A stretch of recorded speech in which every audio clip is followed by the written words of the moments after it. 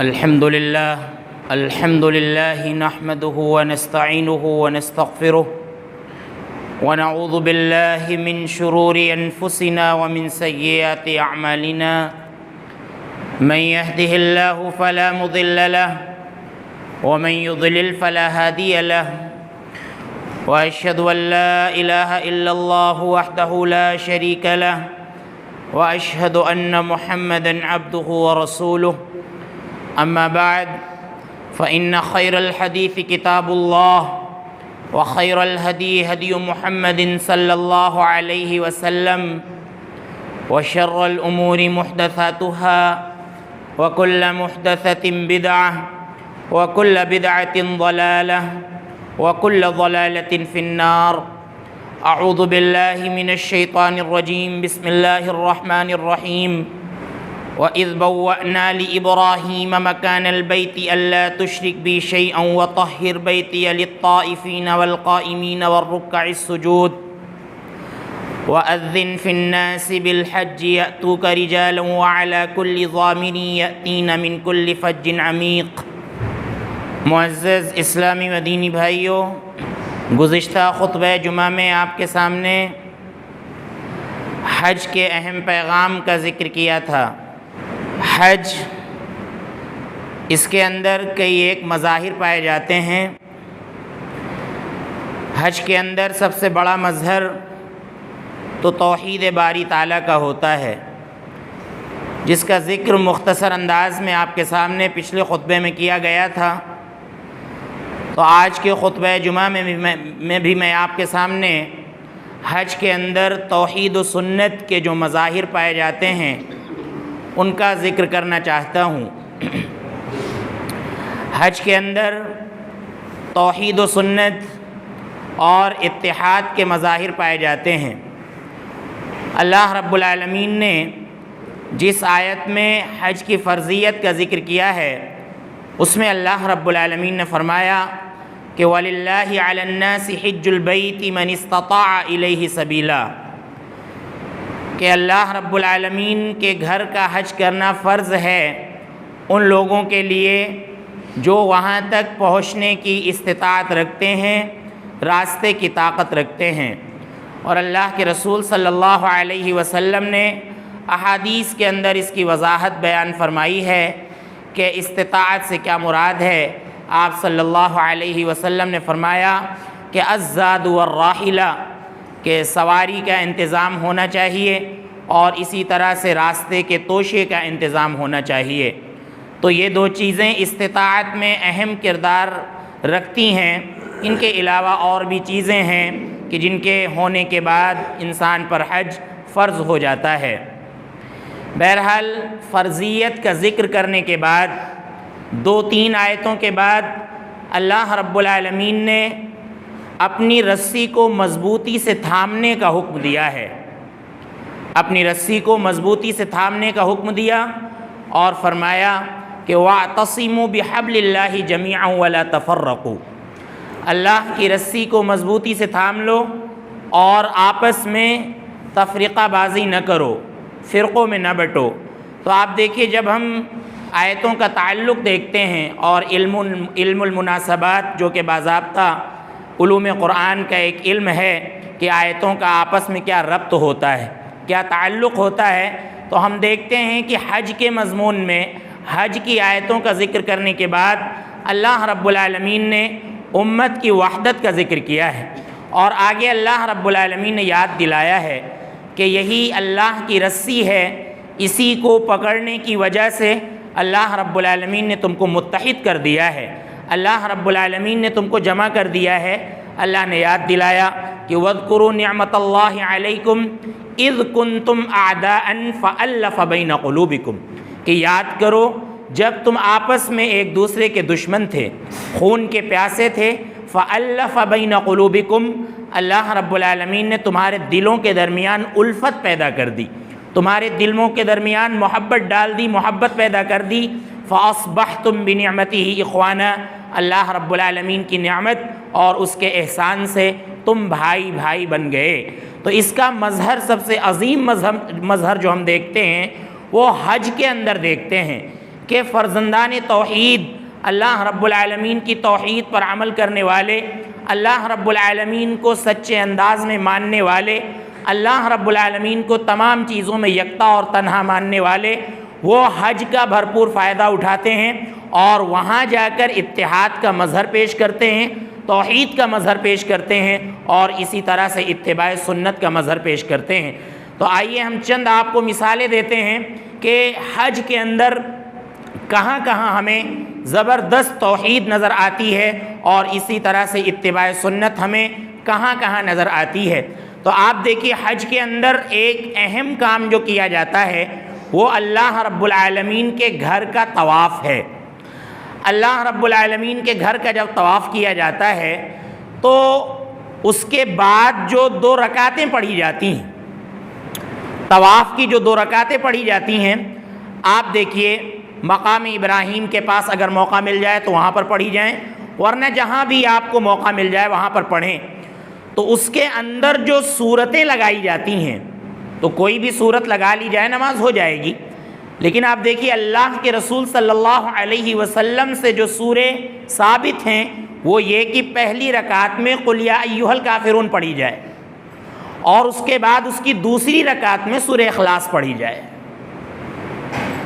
آپ دیکھیں سورہ قل یا ایھا الکافرون، جسے ہم سورۃ الکافرون کے نام سے جانتے ہیں،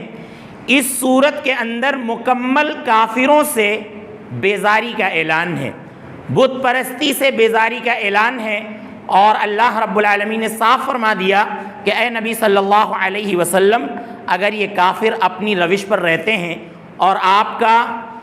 کا کہنا نہیں مانتے ہیں اور آپ کے کلمے کو نہیں پڑھ رہے ہیں تو لکم دینکم ولی دین، تمہارے لیے تمہارا دین ہے، تم کو تمہارا دین مبارک ہو اور میرے لیے ہمارا پیارا دین ہے۔ تو اللہ رب العالمین نے فرمایا قل یا ایھا الکافرون، اے نبی صلی اللہ علیہ وسلم آپ کہہ دیجئے قل یا ایھا الکافرون، اے کافرون، لا اعبد ما تعبدون،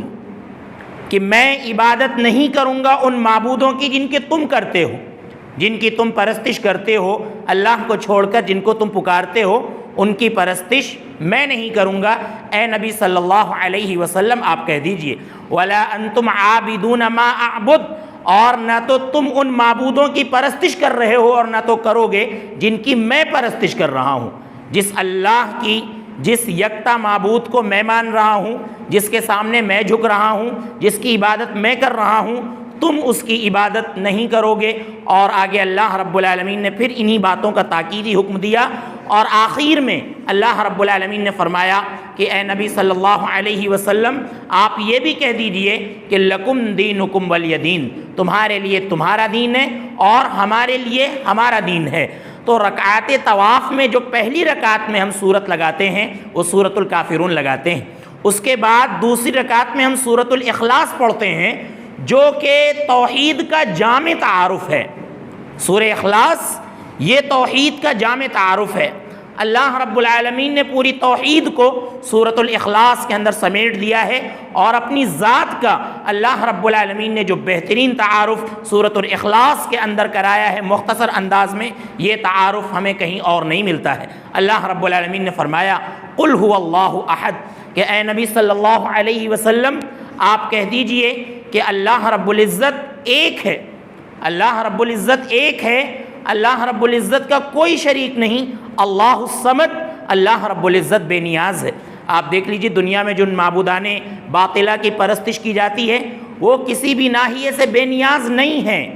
وہ شخصیات ہیں، وہ تصویریں ہیں، وہ بت ہیں، وہ قبر ہیں، لیکن اللہ رب العالمین کی جو ذات ہے وہ ان تمام آلائشوں سے اور شرک کی گندگیوں سے بالا تر ہے۔ اللہ رب العالمین بے نیاز ہے، اللہ رب العالمین کو ہماری عبادت کی ضرورت نہیں ہے، اللہ رب العالمین کو ہماری پرستش کی ضرورت نہیں ہے۔ اگر پوری دنیا مل کر اگر اللہ رب العالمین کو نہ پکارے تو اللہ رب العالمین کی صمدیت میں کوئی فرق نہیں آئے گا، تو اللہ رب العالمین بے نیاز ہے۔ اس کو ہماری ضرورت نہیں ہے، بلکہ ہم ہر پل اللہ رب العالمین کے محتاج ہیں، ہم اللہ رب العالمین کے محتاج ہیں۔ انتم الفقراء الی اللہ، اللہ رب العالمین نے قرآن کریم کے اندر ذکر فرمایا ہے کہ تم سب اللہ رب العالمین کے محتاج ہو۔ تو اللہ الصمد لم یلد ولم یولد، اللہ رب العالمین نے آج تک کسی کو نہیں جنا، اللہ رب العالمین کی کوئی اولاد نہیں ہے، بلکہ آپ دیکھیے معبودان باطلہ جتنے ہیں وہ انسان ہیں، ان کی اولادیں ہوئیں، لوگ ان کی پرستش کر رہے ہیں،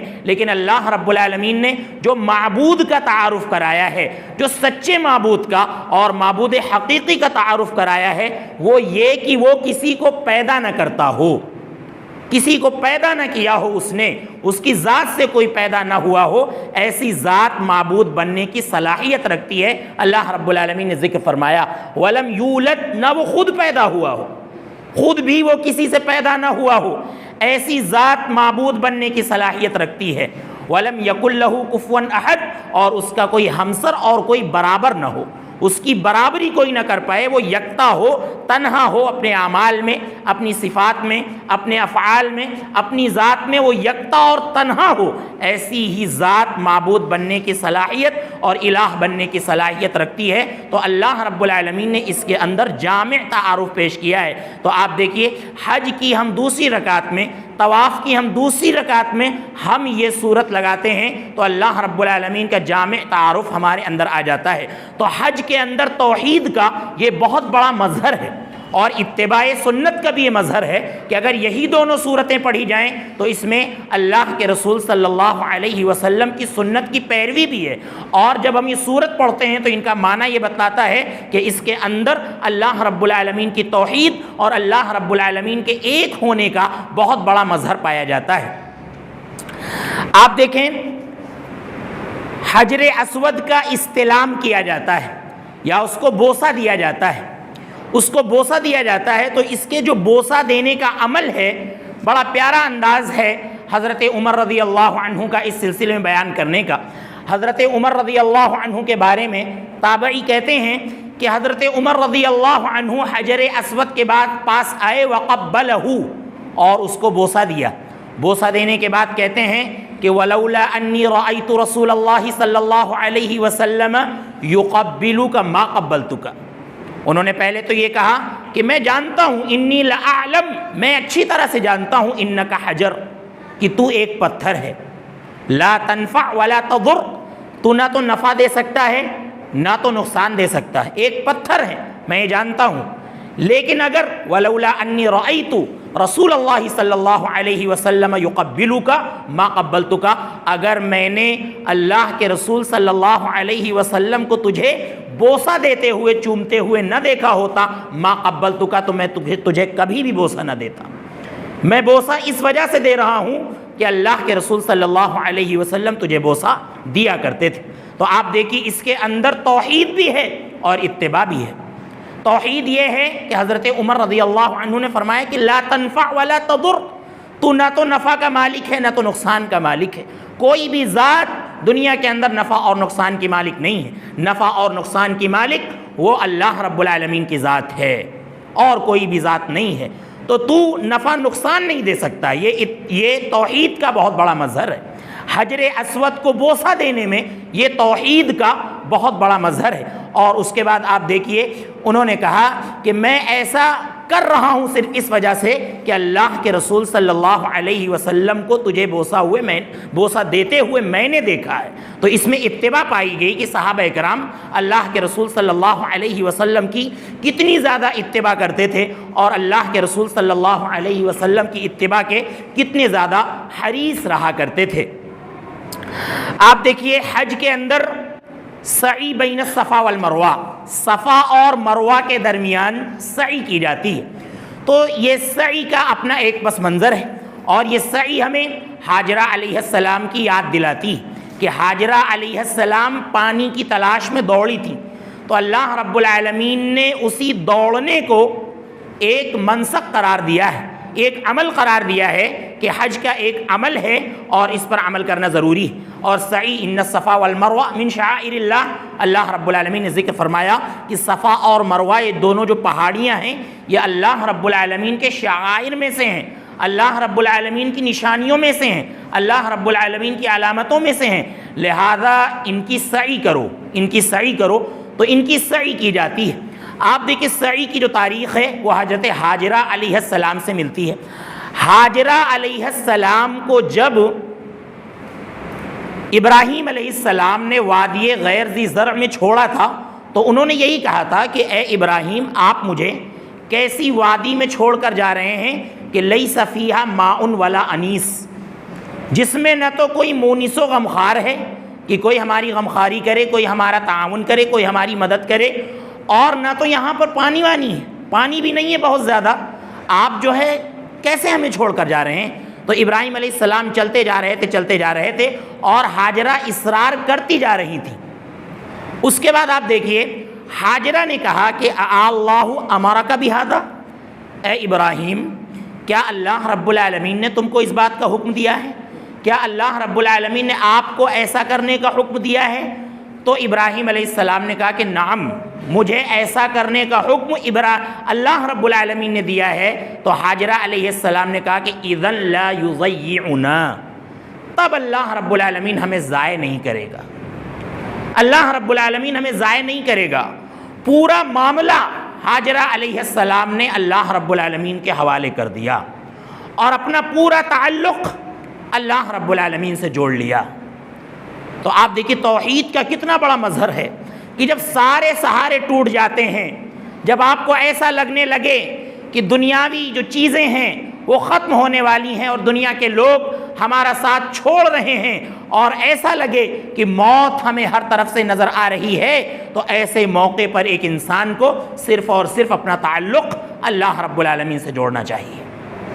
اللہ رب العالمین سے جوڑنا چاہیے۔ اور یہ حج کی تاریخ کا اور حج کا ایک بہت بڑا پیغام ہے کہ انسان اپنا تعلق اللہ رب العالمین سے مضبوط کرے، جب پریشانی کے عالم میں ہو اور جب کبھی ایسا اس کو لگے کہ دنیا کے لوگ ہمارا سہارا چھوڑ رہے ہیں اور دنیا کی چیزیں ہمارے لیے کم ہو رہی ہیں اور لوگ ہم سے بھاگتے چلے جا رہے ہیں، فوراً وہ اللہ رب العالمین کی جناب میں آئے، اللہ رب العالمین سے گناہوں سے توبہ کرے اور اللہ رب العالمین سے اپنی لو لگائے اور سارے معاملات کو اللہ رب العالمین کے حوالے کر دے، اللہ رب العالمین پر بھروسہ کرے، تو اللہ رب العالمین اسی طرح کے اسباب پیدا کر سکتا ہے جس طرح سے اسماعیل علیہ السلام کے لیے اللہ رب العالمین نے سوتا جاری کیا تھا، چشمہ جاری کیا تھا۔ تو یہ حج کا بہت بڑا پیغام ہے۔ تو آپ دیکھیں اس طرح کے کئی ایک مظاہر حج کے اندر پائے جاتے ہیں جن کا ذکر مختصر انداز میں آپ کے یہاں آپ کے سامنے پچھلی خطبہ جمعہ میں بھی کیا جا چکا ہے۔ آپ دیکھیں اتباع سنت کے جو مظاہر پائے جاتے ہیں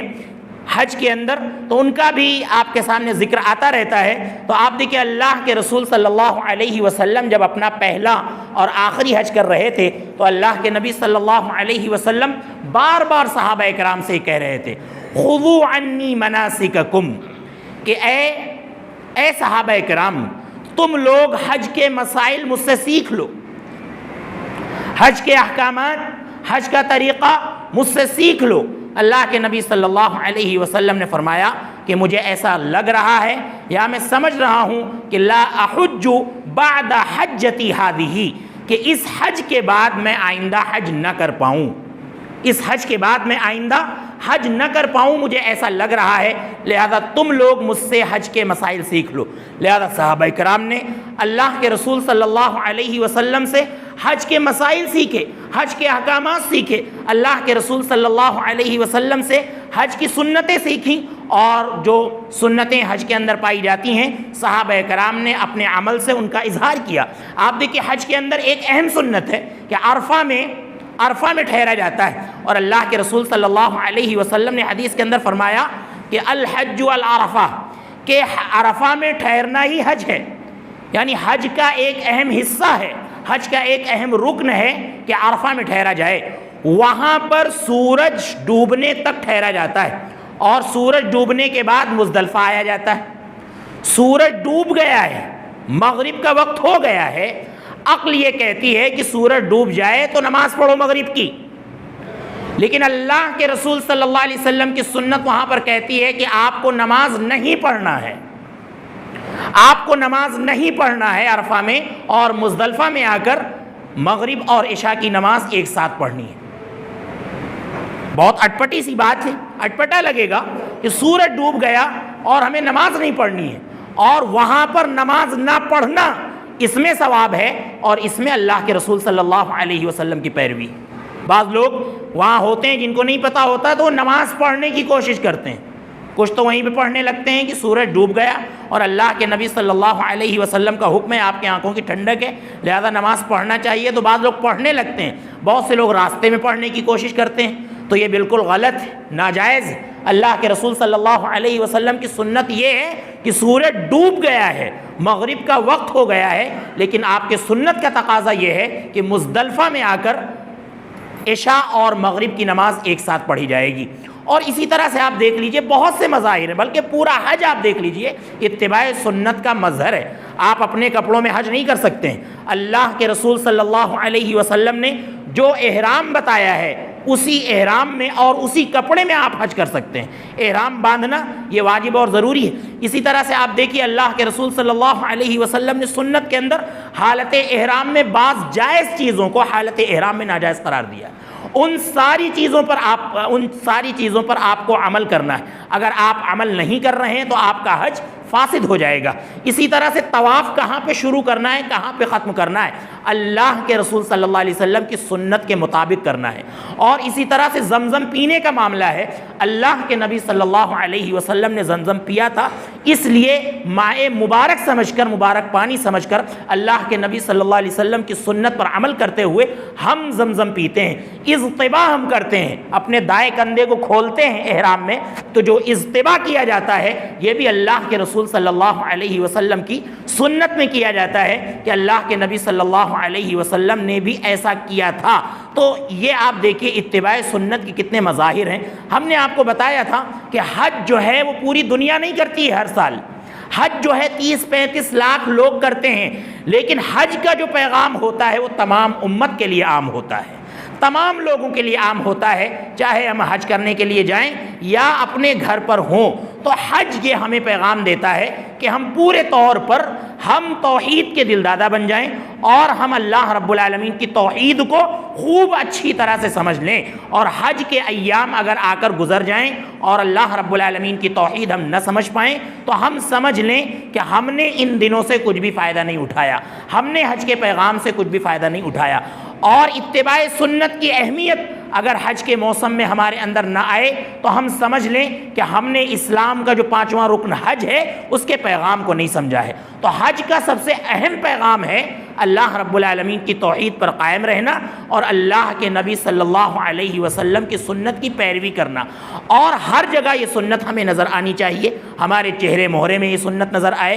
ہمارے حقوق میں یہ سنت نظر آئے، معاملات میں یہ سنت نظر آئے، گھروں میں یہ سنت نظر آئے۔ الغرض زندگی کی جتنی بھی چیزیں ہیں اور زندگی کے جتنے بھی گوشے ہیں وہاں پر سنت کا مظاہرہ ہونا چاہیے۔ اسی بات کا اللہ رب العالمین حکم دیتے ہوئے فرماتا ہے کہ اطیعوا اللہ واطیعوا الرسول، اللہ کی اطاعت کرو، اللہ کا کہنا مانو، اس کے رسول کا کہنا مانو۔ یا ایھا الذین آمنوا لا تقدموا بین یدی اللہ ورسولہ، کہ اللہ اور اس کے رسول سے آگے بڑھنے کی کوشش نہ کرو۔ اللہ رب العالمین فرماتا ہے کہ اسلام کے اندر پورے داخل ہو جاؤ، ادخلوا فی السلم کافہ ولا تتبعوا خطوات الشیطان، اور شیطان کے نقش قدم پر نہ چلو۔ تو حج کا یہ جو پیغام ہے میرے بھائیوں، اس کو ہمیں اچھے انداز میں سمجھنا چاہیے، اور ہر کسی کو یہ کوشش کرنی چاہیے کہ وہ وہاں تک جانے کی اپنے اندر تمنا رکھے، اور یہ کوشش کرے کہ جب بھی اللہ رب العالمین ہمیں موقع دے گا ہم خانہ کعبہ کا قصد کریں گے۔ اگر حج کا موقع ملا تو حج کریں گے، ورنہ اگر حج کی استطاعت نہیں ہے تو عمرہ کر کے اللہ رب العالمین کے گھر کا ضرور دیدار کریں گے،